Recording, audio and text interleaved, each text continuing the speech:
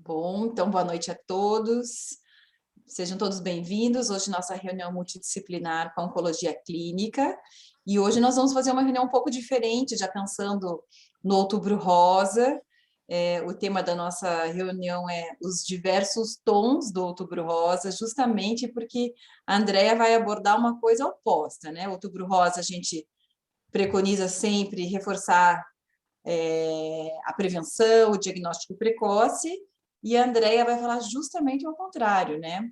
O tratamento multidisciplinar da paciente metastática, mas um foco não nos tratamentos clínicos, mas uma abordagem da paciente na vida real, como realmente a gente pode fazer. Então, boa noite, Andrea. Obrigada, Andrea é médica oncologista do Sírio-Libanês, não sei se eu já falei ou não no começo da reunião. E eu vou passar a palavra para a Ana, que vai fazer a apresentação e dar continuidade. Então, gente, a Andrea, como a Karina acabou de comentar, a Andrea, o foco dela é mais mama e pulmão no Sírio-Libanês, ela tem a coordenação da residência junto e tem um enfoque também, ela tem uma pós em cuidados paliativos.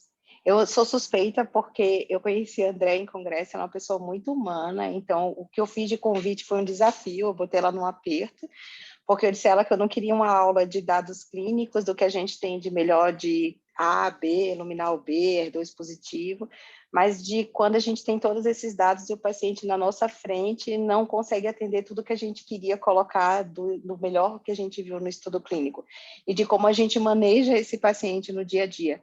Aí eu disse a ela que eu deixei ela bem livre nesse aperto e ela vai falar justamente sobre isso. E em relação a isso do porquê junto do Outubro Rosa, é porque o Outubro Rosa a gente sempre tem essa coisa da prevenção e tudo, mas a gente também tem aquela paciente que vai lá na prevenção e ali ela se descobre de uma doença já metastática, né? Então a gente tem que lidar com os dois cenários. A gente vê uma paciente de prevenção de Outubro Rosa, quantas vezes você já pegaram um caso que na prevenção ela já é metastática, né? E dá a notícia que não é de cura, apesar dela ter feito tudo como cura, ela veio com a doença metastática. André, é com você. Obrigada, meninas. É um prazer estar aqui com vocês, mesmo que de longe. Espero que em algum momento a gente esteja bem pertinho. Aí a gente estava falando de San Antônio, né? E é um prazer estar aqui. Essa aula, nem sei, é mais um bate-papo do que uma aula, porque a Ana me convidou para dar uma aula de doença metastática no Outubro Rosa, um tema, escolha o que você quiser. Então, enfim, vamos lá, e eu acho que ao longo do tempo vocês vão interrompendo para a gente conversar, tá? Deixa eu compartilhar aqui minha tela. Peraí. Vocês estão vendo a aula? Ou não? Tá uma tela branca, Andrea. Peraí, deixa eu fechar.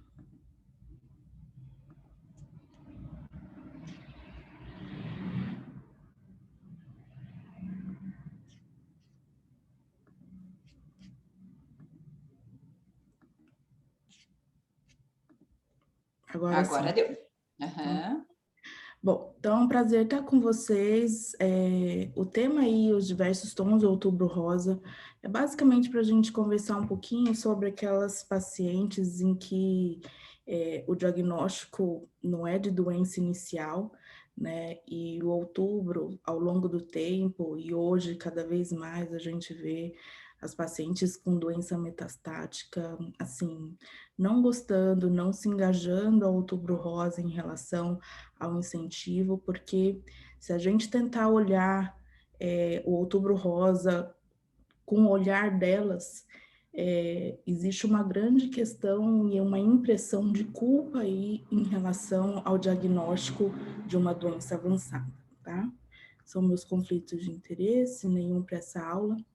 E por que a gente está falando isso? Isso é o único, acho que, slide de dados aí, porque o câncer de mama é muito incidente, ele é o primeiro tumor, é o tumor mais comum no mundo inteiro, tanto em homens como mulheres, esses são os dados deste ano, dados mundiais. E quando a gente coloca no Brasil, para as mulheres também é o primeiro tumor, né, 30%, ou seja, o tumor mais incidente, com uma incidência de 1 em cada 8 mulheres. E por que que isso é tão importante, então, a gente falar sobre ele? É tanta gente que trata câncer de mama e não necessariamente tanta gente que trata da melhor forma. Isso a gente tem em todos os diagnósticos, mas é muito importante a gente ver essa incidência. Lembrar que no Brasil, em torno de 55, 60% dos tumores são diagnosticados no estadio 4, né? Em mama um pouco menos, né? Porque a gente tem muito diagnóstico inicial, mas lembrar isso, que na doença metastática, 30% só das mulheres vão estar vivas em 5 anos.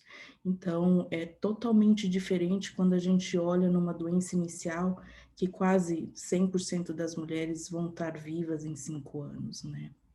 E quando a gente fala de doença metastática, a gente precisa definir finalidade, qual a finalidade desse tratamento, né? Então, seja numa mulher jovem, seja numa paciente idosa, ou seja, independente da idade, o primeiro pilar do tratamento de uma doença metastática é controlar sintomas. O segundo é redução tumoral, isso é a meu ver, tá? Segundo, terceiro, aumento de sobrevida livre de progressão e, por último, aumento de sobrevida global, embora não menos importante, mas essa escada, talvez os degraus devam ser esses, não adianta a gente aumentar a vida do paciente sem que a vida dele tenha qualidade, sabor e vida de verdade, né? Não adianta estar numa cama de hospital cheia de sintomas, só vivendo mais, sem ser melhor. Tá? Então, esses são os degraus do tratamento, né? Sempre objetivando qualidade de vida, né? Porque o mais importante é falar sobre como viver e não necessariamente o tempo que a gente vai viver.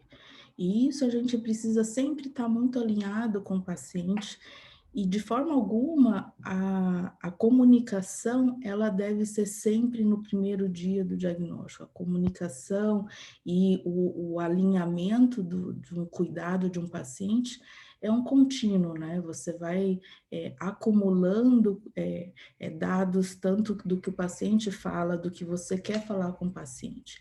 E a comunicação de uma notícia é algo que a gente aprende. Isso a gente deveria aprender desde a faculdade. Então, existem técnicas de abordagem, né? Tanto da comunicação verbal quanto da comunicação não verbal. A gente cansa de ver no consultório, você está examinando o paciente está olhando no seu rosto para ver qual é a reação, para ver se tem alguma coisa nova ou ruim na mama quando você está examinando. Se você às vezes está preocupado pensando em alguma coisa, um paciente que está grave na UTI, o paciente da sua frente está tentando olhar no seu olho e pescar alguma coisa, alguma informação não verbal, e a gente sem nem perceber, a gente dá uma informação que não necessariamente é daquele momento. Então, é sempre importante em qualquer consulta, seja de uma paciente com doença inicial, seja mais principalmente na doença metastática, em que qualquer sinal, qualquer gesto infere para o paciente alguma informação que não necessariamente você quer dar, a gente precisa estar muito atento a isso, né? E quando a gente está falando dessas pacientes, o alinhamento de expectativa é muito importante, né? Então, a aceitação de um prognóstico ruim, né, ela é um processo que ocorre de forma contínua, como eu falei. Não é na primeira visita, na primeira consulta em que você está conhecendo uma paciente, que ela te pergunta diretamente se ela tem cura ou não, qual a expectativa de vida, é que você vai construir e alinhar expectativas e vai conversar sobre o prognóstico. O prognóstico é uma conversa a longo prazo, feito de pecinhas ao longo do tempo de consultório, né? E a gente precisa estar sempre na mesma página, né?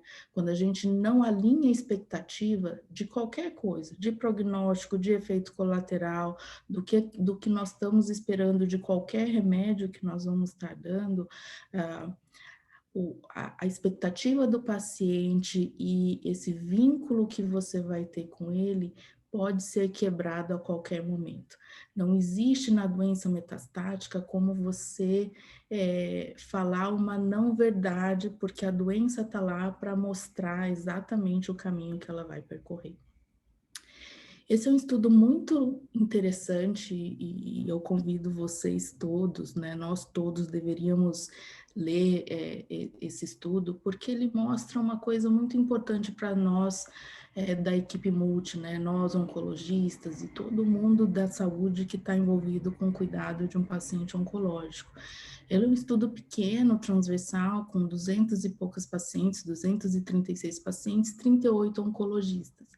E o que esse estudo mostra é que 68% dos pacientes com doença avançada, a opinião era diferente entre o oncologista e entre o paciente do que um entendeu do outro, ou seja, o oncologista imaginava que só dele ter falado, só dele estar explicando para o paciente entendia o prognóstico dele, enquanto que os pacientes, mais da metade, 68% dos pacientes, tinham uma percepção diferente do que o médico tinha acabado de falar para ele, né?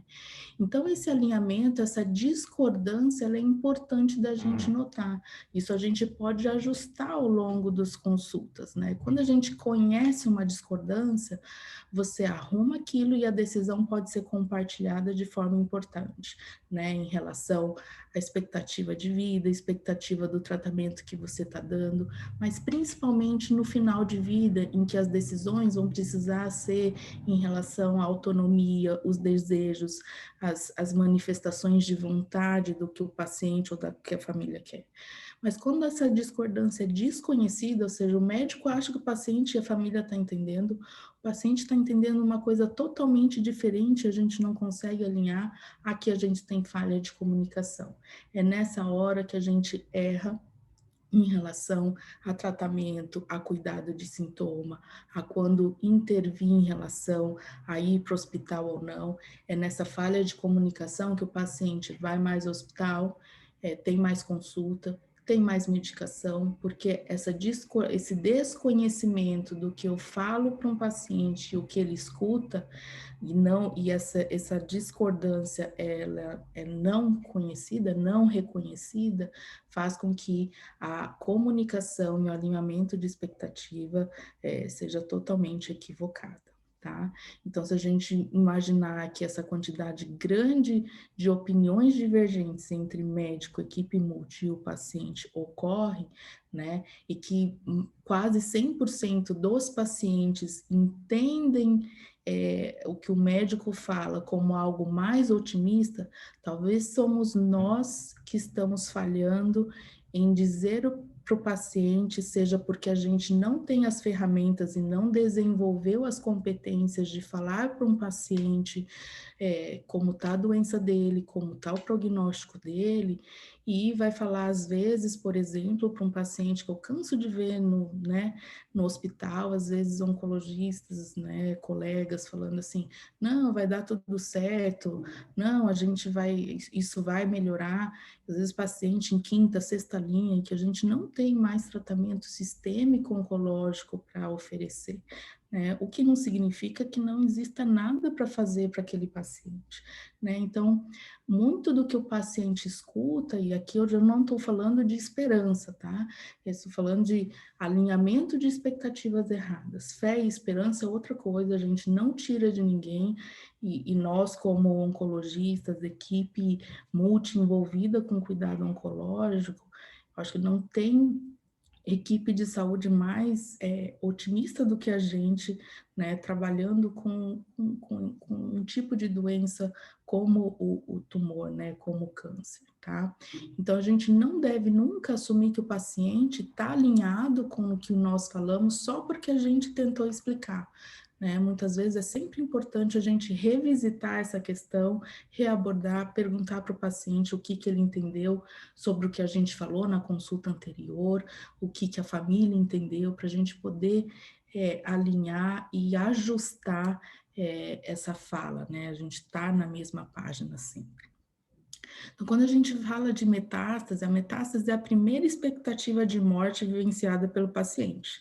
Então, a primeira vez, imagina nós ouvindo de algum médico que seja nós mesmos, seja alguém, algum ente querido, ter uma doença avançada, com metástase em algum lugar, né? Então, é a primeira oportunidade em que a gente está de frente com a nossa finitude, de frente com nossa fragilidade humana, né? Então, a gente precisa entender que cada um vai ter uma reação diferente e talvez nós mesmos que trabalhamos o dia inteiro com isso, a gente não tenha ideia de como vai ser a nossa reação frente a um diagnóstico como esse, tá?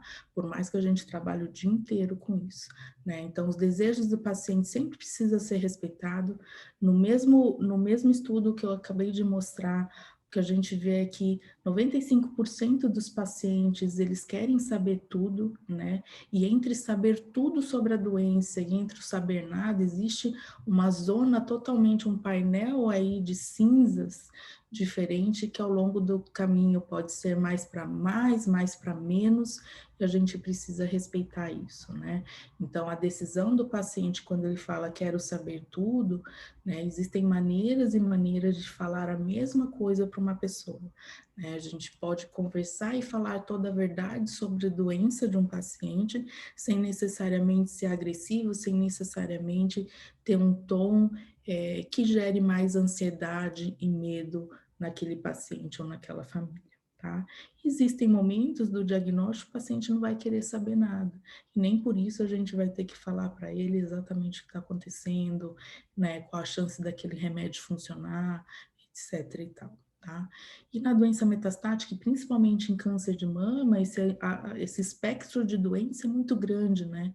Nós vemos pacientes com 20 anos de câncer de mama metastático, né, vivendo ativo, fazendo tudo, sem oligossintomático, né, até aqueles casos que em poucas semanas e meses nós não vamos conseguir fazer muito mais para o paciente do que paliar os sintomas e fazer com que aquele tempo curto de vida na Terra seja o menos sofrido possível, tá? E a questão da obsessão pela cura, né, no consultório de oncologia, quando você fala para um paciente que tem uma doença metastática, a primeira grande pergunta é se tem cura e quanto tempo vou viver, né, e essa obsessão pela cura, tanto pelo paciente quanto pela família, e mesmo se a gente pensar de forma bastante racional, nós também estamos sempre à procura, obviamente, de estudos melhores, medicações melhores, tentando sempre chegar ao objetivo de curar a doença sistêmica aí, né? E isso a gente precisa ter uma diferença muito grande do que é ilusão, do que é fé e esperança. Fé e esperança a gente sempre precisa ter, sempre precisa alimentar. O problema é a ilusão, o quanto aquilo não é real na vida do paciente. E isso a gente de tempos em tempos precisa reabordar.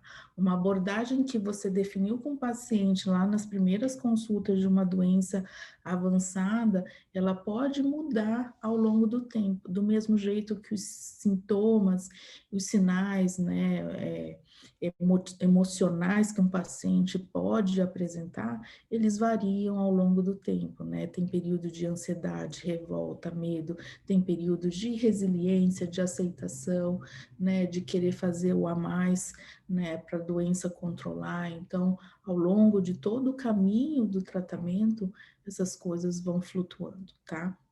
E aqui é que a intervenção multidisciplinar é extremamente importante. Muitas vezes o paciente da doença metastática, ele não quer falar para o seu oncologista e não quer perguntar para o seu oncologista algumas questões que talvez ele não queira ter uma resposta negativa. É aqui que a equipe de cuidados paliativos é muito importante, é aqui que a psicologia é muito importante, e mesmo todas as outras áreas, como farmácia, física e tudo mais, né? Às vezes o paciente tem um vínculo maior com alguém específico da equipe multi, tá? Porque aqui mora o mundo do e se, né? E se eu fizesse isso, se eu fizesse aquilo? É um mundo que não existe, mas é um espaço muito complicado, onde entra aqui diversas coisas perigosas, como o charlatanismo, né, como a busca incansável por qualquer coisa que possa ajudar, e às vezes por medo do paciente não falar para o seu oncologista, e o oncologista não deixar, ele acaba omitindo essa informação, e muitas vezes isso pode acarretar em alguma toxicidade maior, algo que a gente não vai saber se esse paciente não nos falar, né? E essa procura é, obviamente, pela medicina alternativa, por drogas, por plantas, por chás que podem potencialmente ou ser promissor em relação a oferecer cura, melhora da imunidade e tudo mais, né? E nesse momento a gente precisa entender se tudo que o paciente está fazendo a mais, além do tratamento sistêmico, se aquilo não pode interferir de forma negativa, tá? E aqui é importante a gente frisar e explicar para o paciente essa diferença, né? Porque nada é mais importante para a equipe multi, para o oncologista, do que aquele paciente estar bem e melhor.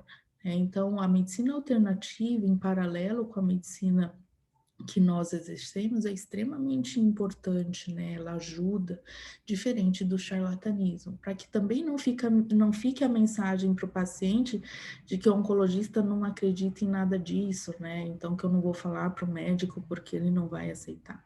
E por isso que essa relação médico-paciente, ela precisa ser muito fortificada ao longo desse caminho. Quanto maior vínculo, maior confiança, menos ele vai esconder o que ele quer fazer, né? Menos ele vai ter medo de falar os desejos. Ah, doutor, eu queria ir atrás disso ou daquilo. Então, a gente precisa ter uma escuta ativa muito aguçada. A gente precisa dar ouvido aos nossos pacientes mais do que falar, né?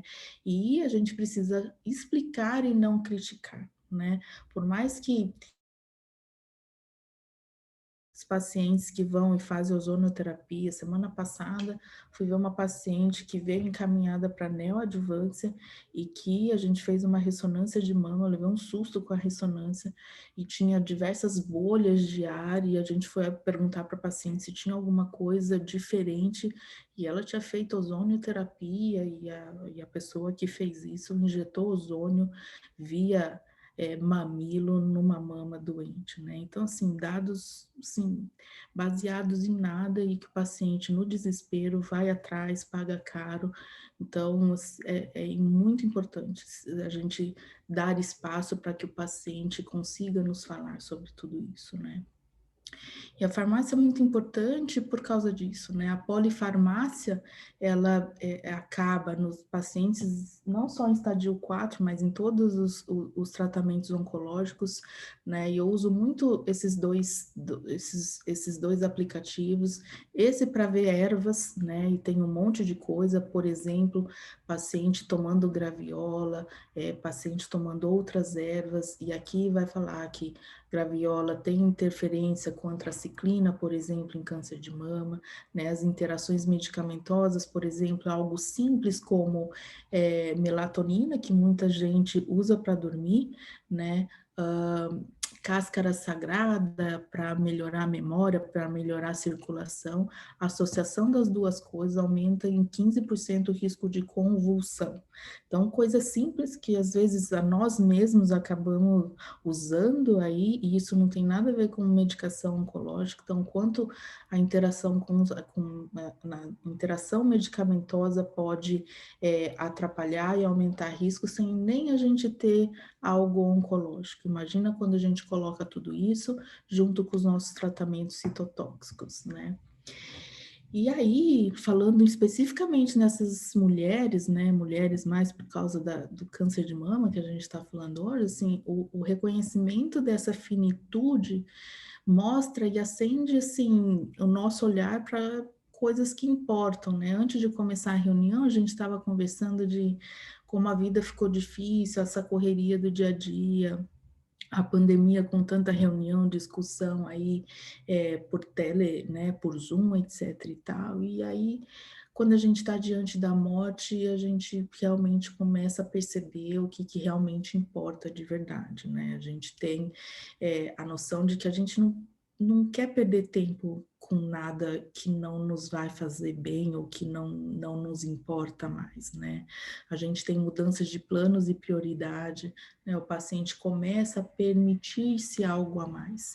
E talvez nós que lidamos, né, no nosso dia a dia com tantas histórias assim, talvez a gente não precise estar diante de um diagnóstico ruim na nossa família ou com nós mesmos. Talvez a gente precise e consiga aprender com todas essas histórias, nem sempre bonitas, muitas delas tristes, mas algumas muito bonitas, apesar da tristeza, em relação ao que a gente consegue fazer de tudo isso na nossa vida, né? Então, basta saber que nosso tempo é diferente. Se a gente se cada um de nós aqui na reunião pegar um fósforo e acender, e durante a queima desse fósforo começar a falar sobre nossa vida, tem fósforo que ao acender, você dá tempo só de falar o nome e ela acabou. E tem o fósforo que você vai falar o nome, vai contar a história e tudo mais, vai quase queimar o dedo de tanto tempo que aquele fogo vai estar aceso. Isso é um exemplo super simples de que a vida de cada um, o tempo de vida, o tempo daquele fósforo aceso, ele é muito variável, né? Então, mas estar diante daquela finitude, ou seja, a única coisa que a gente sabe é que aquele fósforo vai acabar e vai se apagar, ou queimando o nosso dedo, ou apagando antes, né? Então, na doença metastática é isso, a gente precisa entender que a única coisa que a gente sabe é que o tempo que esse paciente vai viver, nós, como gerentes da saúde, a gente precisa fazer com que esse caminho seja o menos doloroso possível, né? E os pacientes não precisam dar conta de tudo, né? Então, a nossa fala de que não vai dar certo, você é forte, ou mesmo dos familiares, né? Às vezes mostram um pensamento para os pacientes de que se eles não deram conta, ou se a doença progrediu, é porque eles não foram fortes, eles não acreditaram o suficiente, né? Os pacientes precisam pedir ajuda. Quando a gente fala assim, em relação ao efeito colateral, não, esse sintoma é normal, não é nada normal, né? Ele pode acontecer, né? Nenhum sintoma é normal e a gente precisa entender que a dor, ela de uma pessoa é diferente do outro, tanto na forma quanto na intensidade, né? Então, é importante quando a gente fala para um paciente que é bastante poliqueixoso e que liga toda hora, que a gente já está cansado de falar que aquele sintoma pode acontecer, a fala de que é normal, que é assim mesmo, ela não ajuda, ela só vai atrapalhar, vai aumentar a ansiedade, esse paciente vai continuar te ligando, vai continuar sofrendo e sofre os dois lados. Quem tá tentando ajudar, porque está falando de forma errada, né, não está conseguindo se conectar com aquele paciente, e o paciente que está ouvindo do seu médico que é tudo normal, e ele não está dando conta, porque aquele sintoma está além do que ele consegue segurar, tá? Então, a grande maioria das vezes, o que o paciente quer, além de, obviamente, todo o nosso tratamento sistêmico, é alguém que consiga ouvir, né? A sensação de que ele pertence àquela equipe, né? Que a equipe está presente, está do lado dele. Então, a sensação de pertencimento, ela é muito mais importante do que qualquer remédio. Às vezes, o paciente vem desesperado para falar para você, na terapia endócrina, que ela está com um monte de onda de calor, está com ressecamento vaginal e tudo, e você começa a conversar, e o simples fato daquela conversa é o suficiente para o paciente falar assim, não, saí melhor, você não suspendeu a terapia endócrina, mas o paciente sentiu-se mais acolhido, né? Então, é muito importante. É por isso que quando a gente vê dados de mundo real no Brasil e na população latina e dados americanos em relação a quanto dos nossos pacientes pararam terapia endócrina, os nossos números são muito melhores, porque nós somos mais calorosos em relação a esse acolhimento do que a população americana mais rígida, né, com dados mais numéricos e tudo mais. Então, aqui tem dois exemplos diferentes, né? Uma é essa paciente de 81 anos, hipertensa, com osteoporose, previamente ativa, e estava cuidando do marido com Alzheimer, quase 8 anos mais velho do que ela.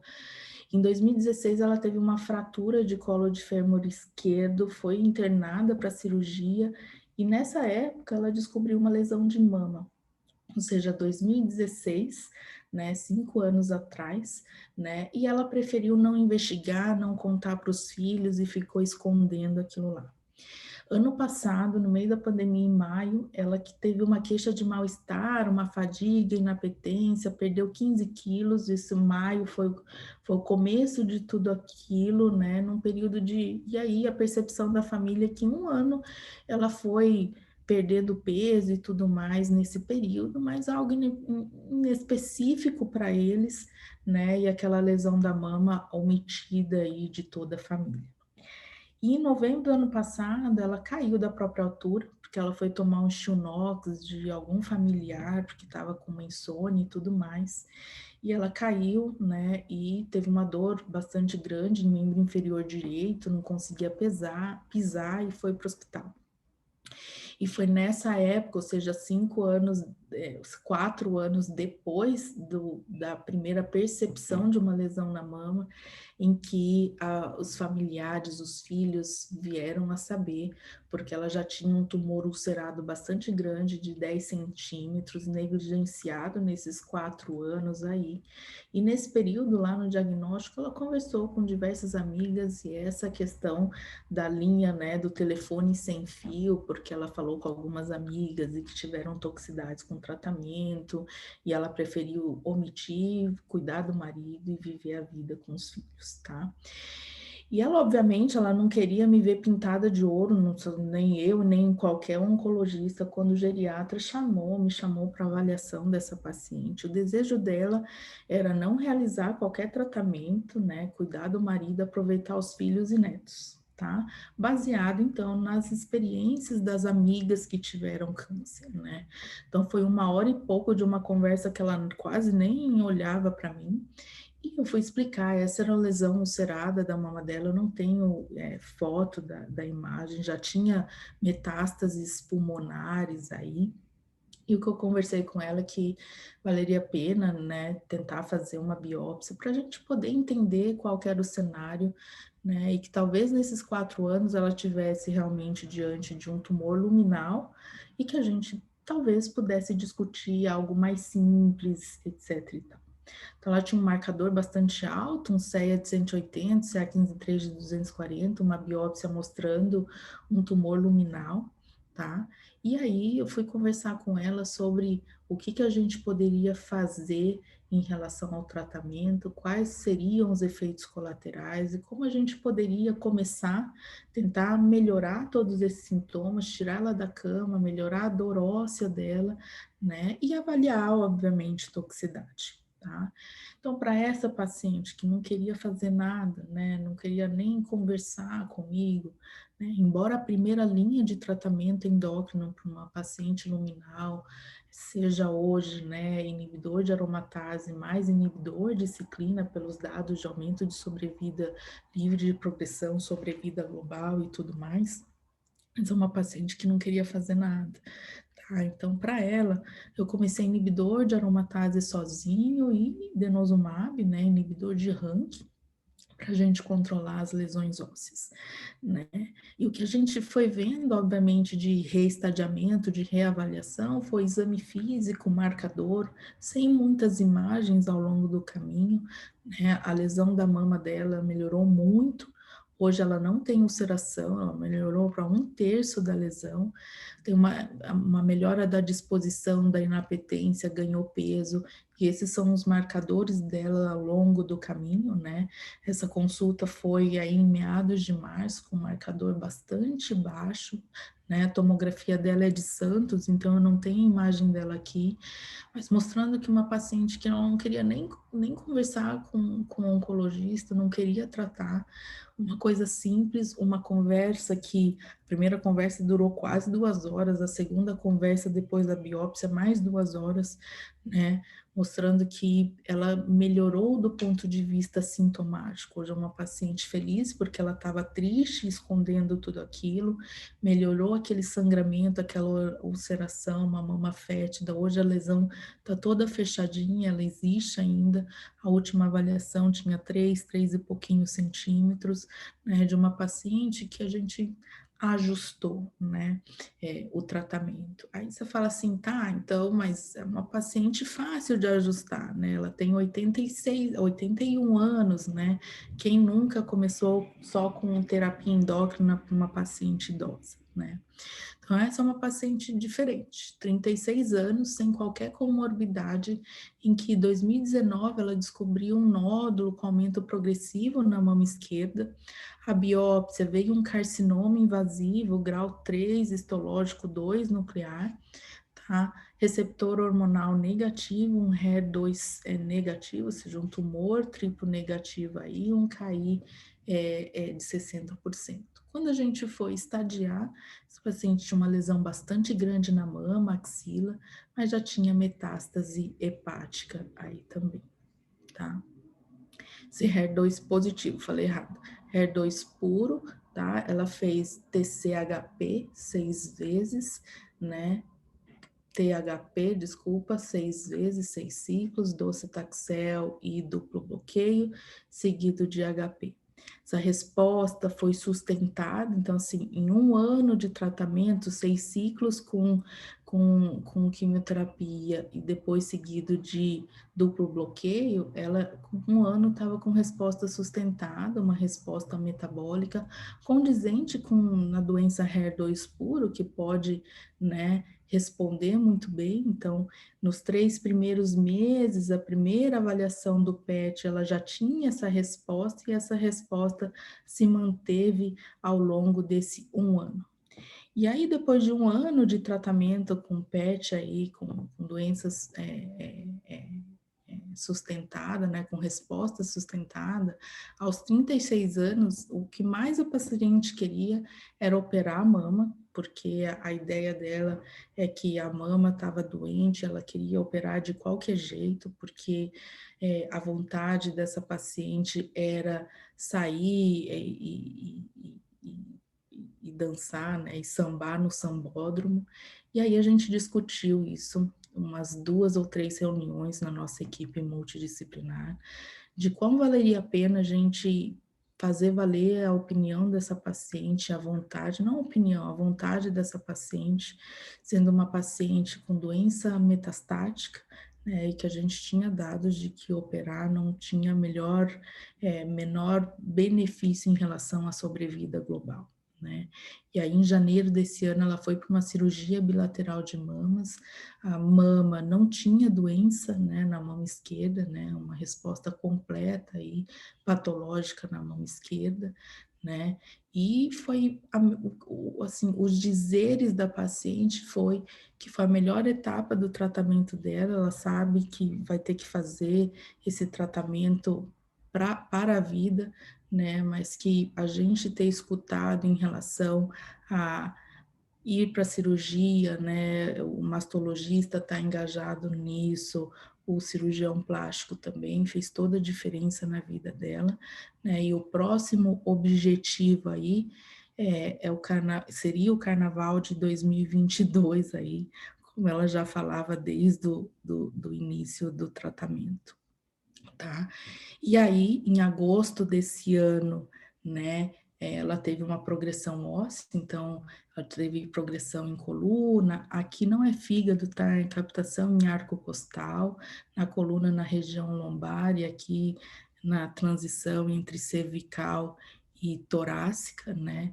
E nessa progressão a gente começou TDM1 após biópsia confirmatória para ver status de receptor, de novo, né? E a última mensagem que ela tinha mandado aí no final de setembro desse ano é que ela acabou internando por Covid aí, e que ela estava me mandando mensagem porque ela estava no interior de Minas, falando que ela ia ter que ser entubada e tudo mais, mas dizendo que ela reafirmando que a questão da cirurgia dela foi muito importante, mesmo ela tendo doença metastática, e que depois que ela melhorasse, saísse dessa, que a gente precisaria tirar uma foto para deixar documentado, mas infelizmente ela acabou vindo a falecer aí no comecinho, no domingo agora, né, pelo Covid.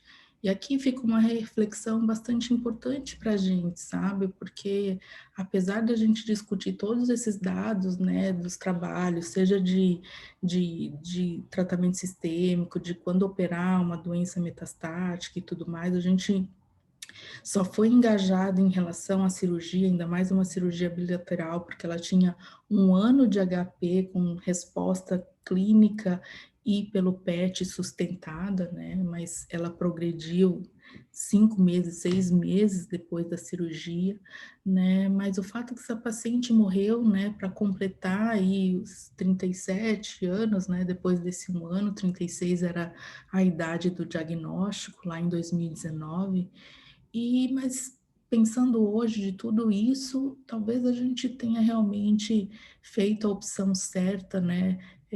Deixando ela feliz no que ela queria, no desejo da cirurgia dela, né? E que a última mensagem que ela me manda é ainda uma mensagem sem nem a gente saber que hoje ela já não estaria entre nós, de fato reafirmando que foi uma etapa muito importante para a vida dela, né?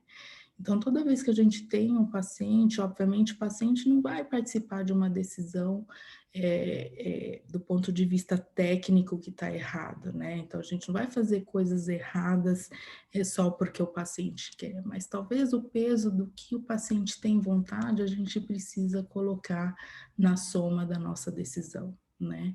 E aí, pensando em tudo isso, a gente se depara com coisas tão óbvias e talvez de tão óbvias a gente precise falar, né? Então, assim, todo mundo vai morrer, seja saudável ou não, todos nós vamos, né? Porque morrer é biológico, é a única coisa que a gente tem certeza nessa vida, né? E a gente morre, começa a morrer desde quando a gente nasce. Então, tem gente saudável, com doença curável e que a vida é ruim. Tem gente com doença metastática que ressignificou a ponto de estar vivendo melhor do que nós que estamos aqui às 9 da noite, sentado discutindo, né? Indo atrás de conhecimentos e tudo mais, em detrimento de jantar com a família, de dormir mais cedo ou algo assim, né?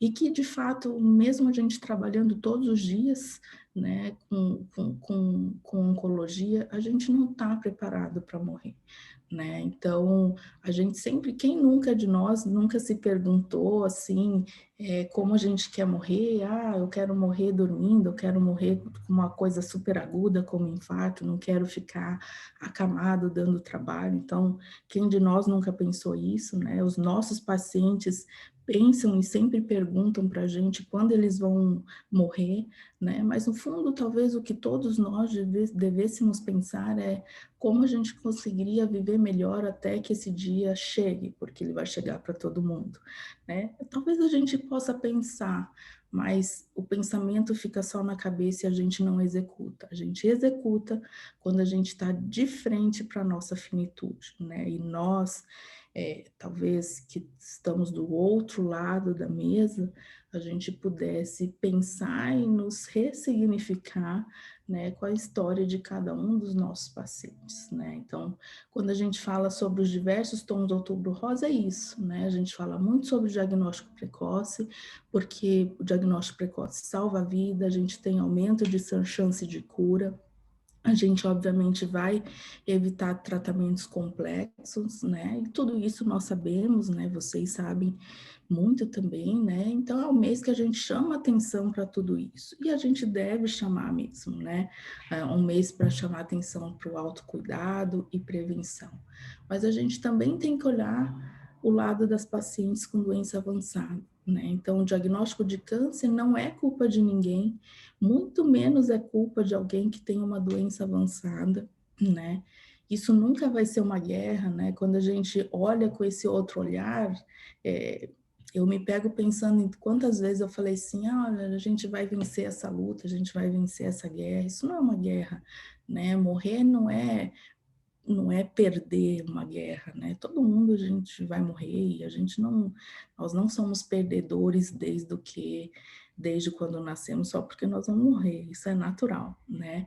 E as palavras são muito poderosas, né? Então, vamos tentar nos policiar, vamos aprender a usá-las melhor. Eu fico me policiando dia a dia porque eu ainda erro em um monte de palavras, né? De vez em quando a gente acaba falando isso, não, venceu a luta contra o câncer, né? E talvez a gente tenha que realinhar toda essa nossa fala, né? E os desafios diários para nós é isso, né? A gente estudar, ter competência técnica, ter todos esses avanços que a medicina e principalmente a oncologia traz, que a gente não dá conta de estudar tudo que vem de novo, né? Mas somar com todos os desejos de autonomia, ter um olhar integral, né? Entender quais são os desejos de cada paciente, que são diferentes dos desejos nossos e desejos de outros pacientes, né? E colocar tudo isso na balança para que a gente tenha um olhar humano integral no cuidado, sempre se policiar para isso e para que a gente se torne cada vez mais especialista de gente e não de doença.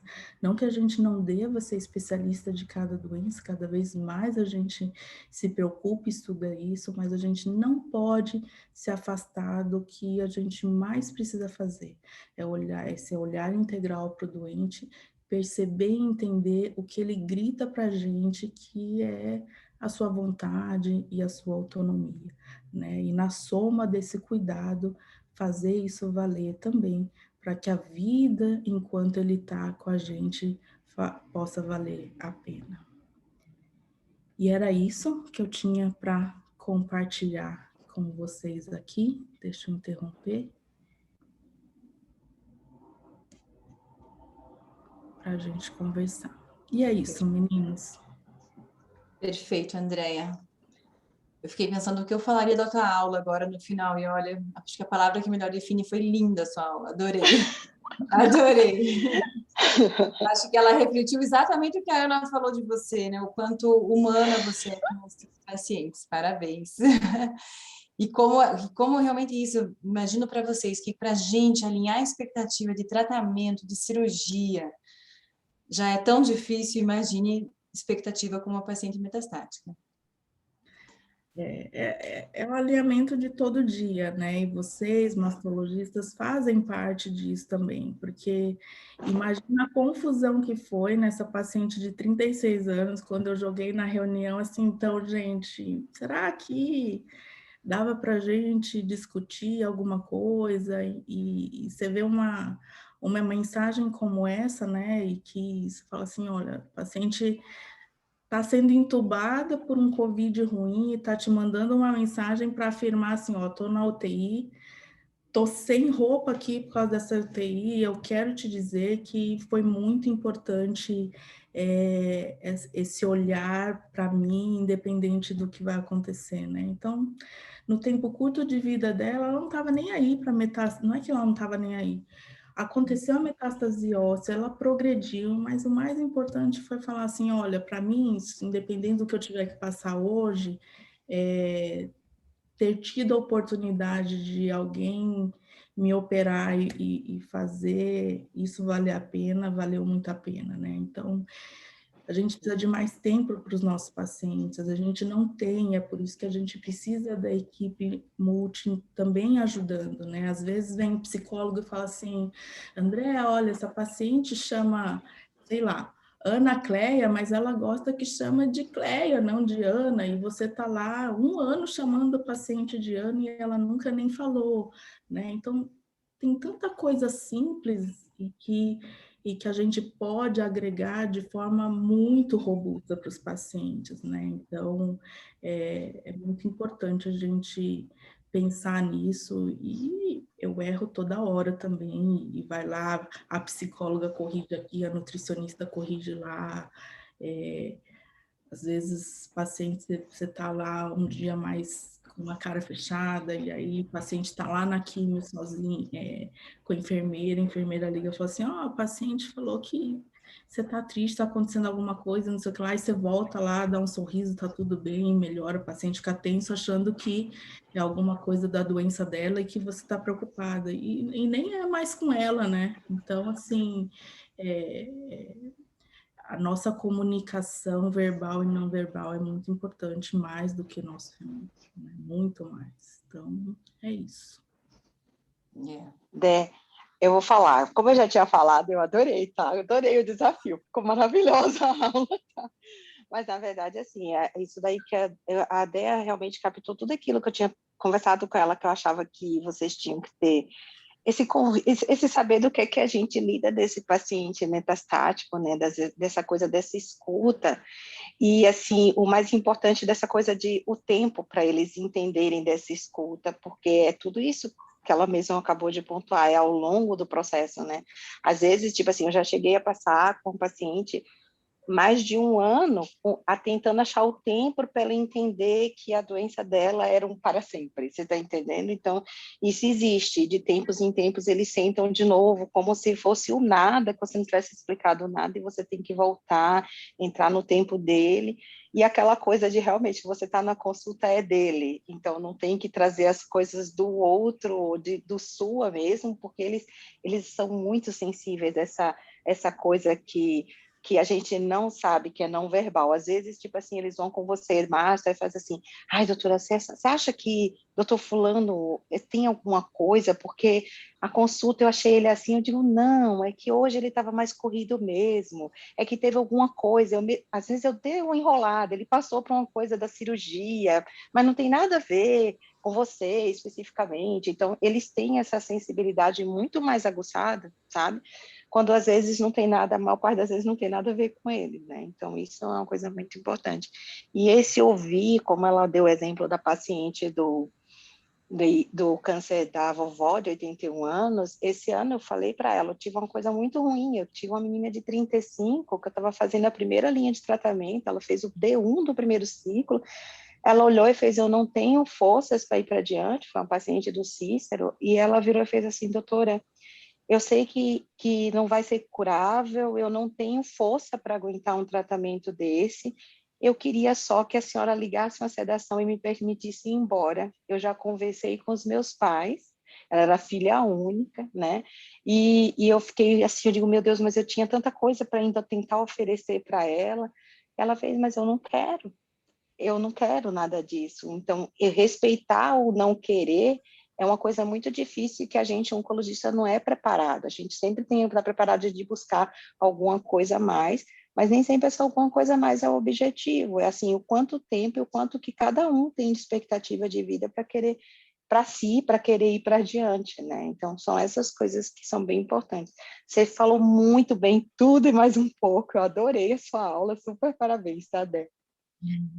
Eu acho que o mais importante na decisão de um paciente é sempre ele poder entender tudo que pode acontecer, né? Que nem para a gente fazer um investimento, tem que chegar alguém e explicar para a gente investimento X ou Y, porque a gente não sabe nada disso e a decisão depende do que aquele investidor vai te explicar. Então, a decisão de um paciente, ela é baseada no que você vai explicar para ele. Se você explica de forma mais otimista ou mais pessimista, ela pode tomar uma decisão errada. Então, assim, a autonomia é fundamental para o paciente, mas nós precisamos saber falar. Então, comunicação de má notícia, isso é técnica adquirida, existem ferramentas para que a gente desenvolva, né? E a gente não aprende isso na faculdade. Quantos de nós viu chefes, quando a gente estava na residência, fugindo do paciente que tem doença terminal, porque, né, não quer falar com a família? Às vezes não é que ele está fugindo, às vezes ele não consegue, assim, ele não tem técnicas para poder dizer ou confortar ou falar melhor, né? Assim, e a gente vai desenvolver com o tempo, né? A gente desenvolve errando, né? Então, Tem coisa mais chata do que, às vezes, um paciente, que nem a Ana Cléia falou assim, o paciente está morrendo, fala assim, para um oncologista, chega, né, doutor, chega de quimioterapia, né? E essa obstinação terapêutica, ela não pode acontecer. E isso a equipe multi puxa você para cima, para baixo, fala assim, chega, porque a hora que você cria um vínculo com o paciente, é óbvio que você quer fazer mais, né? Mas a gente precisa saber o quanto mais está ajudando e o quanto mais está sendo mais tóxico do que benéfico, né? E a gente não faz isso sozinho, né? Então, hoje os pacientes oncológicos, os pacientes mais para meio, para o final de vida, eu costumo atender mais nas quintas e nas sextas, que a equipe de cuidados paliativos está junto, né? A gente tenta alinhar o horário e tudo mais, porque isso é fundamental, né? Então, estar com uma equipe preparada é muito importante.